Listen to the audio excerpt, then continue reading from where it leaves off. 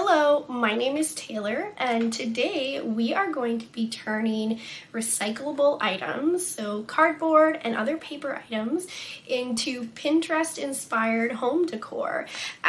This is another project that I'm excited to make because, we'll be turning items that may end up in the landfill into functional home items. So let's go ahead and get started.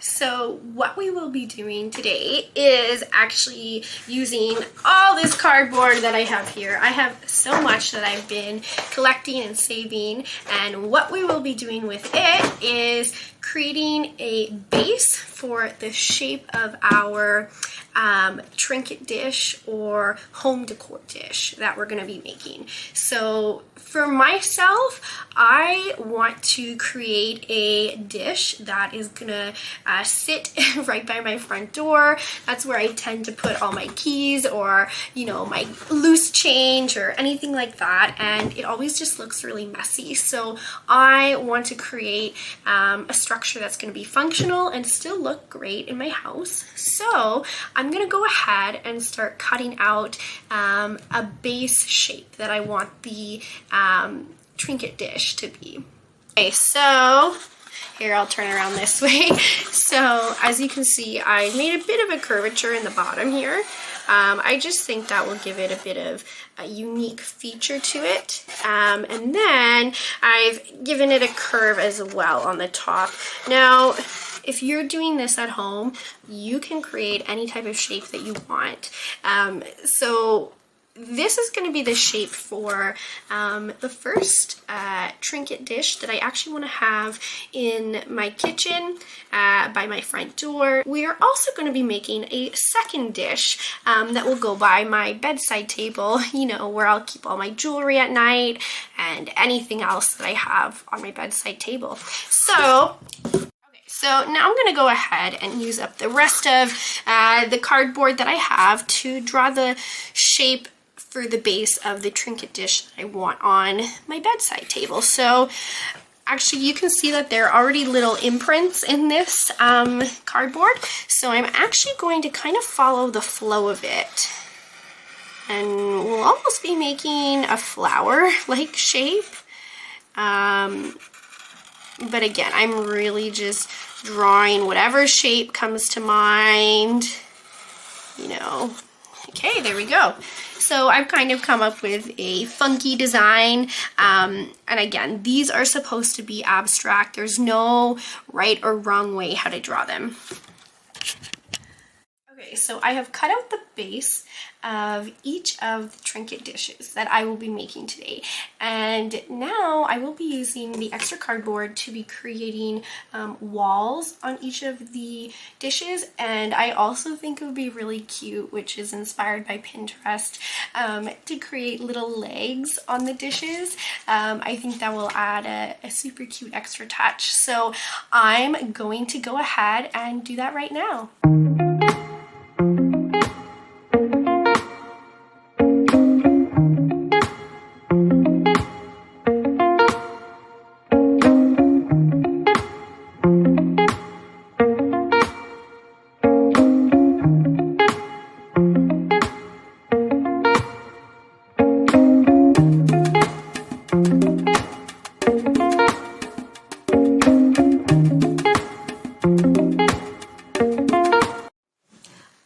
So I have officially finished putting on little legs for each of the trinket dishes, and I've made the walls. So now that we have done this, what I'm going to be doing is taking the paste that I've made.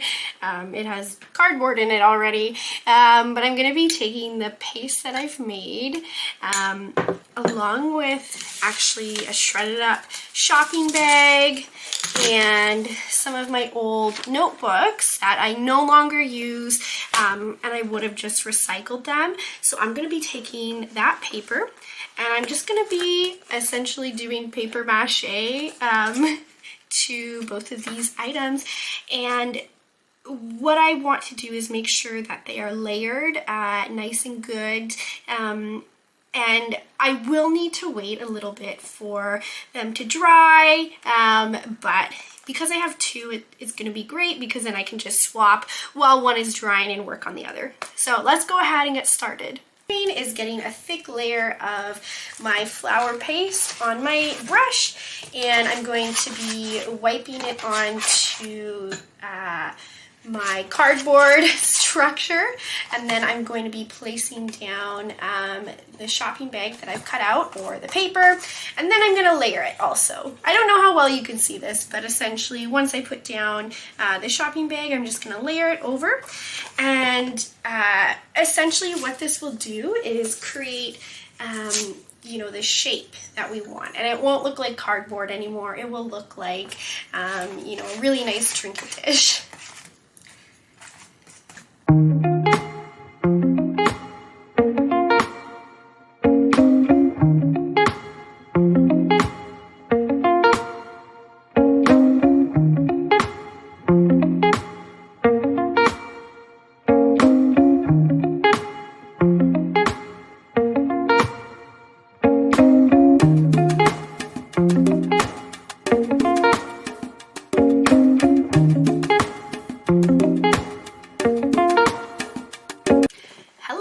So I have completely finished covering the bigger of the two trinket dishes. So this one, as you can see, I've actually rolled up paper, okay, and then I covered the rolled up paper to create a divider actually inside. And after these dry completely, I will be painting them. So it will definitely be a really nice color. And then one other cool feature that I really like is that because you're mixing flour with water and then you're painting over the paper, these little balls sometimes are going to form.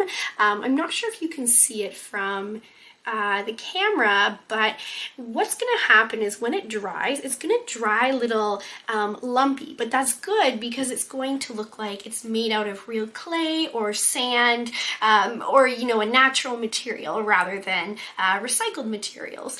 So then when I paint it, it's going to have this really grainy effect. So it's going to look really, really nice. So, yeah, this one's completely done, and now I'm gonna move on to doing this little guy.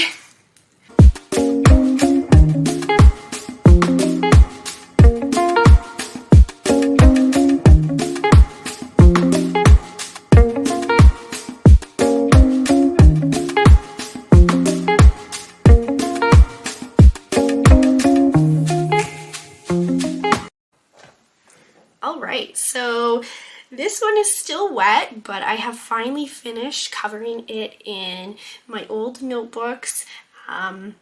So now I am going to wait for both of them to dry. Now, if you wanted, at this point, you could probably speed up the drying process with a hair dryer.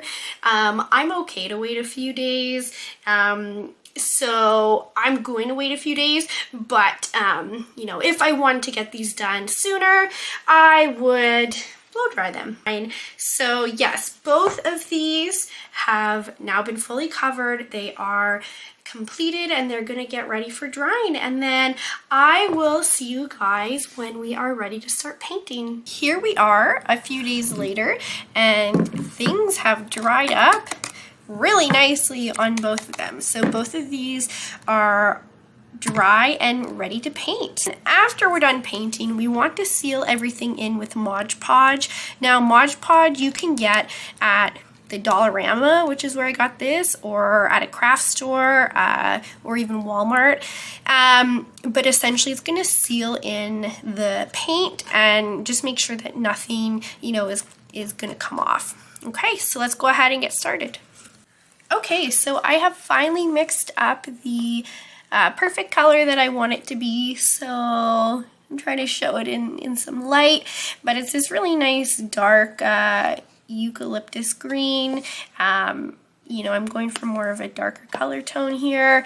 So I'm just going to go ahead and start painting my tray.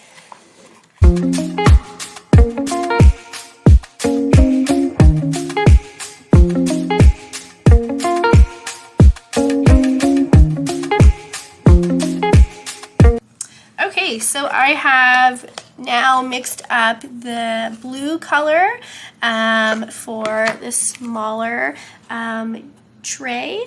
So I'm going to go ahead and start painting that one.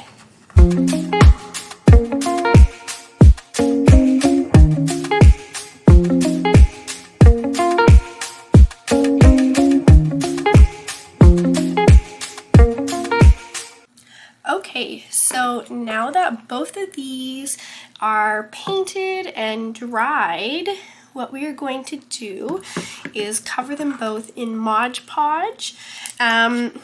So let's go ahead and get started. Now, the only downside about Mod Podge is it does actually dry shiny. So if you want that matte finish, unfortunately, Mod Podge does not do that. All right, so here are the finished products. I am so happy with how both of them turned out. Here I have the blue one on my bedside table, and it turned out really nice. And then I also put the green one in my front hallway by my front door.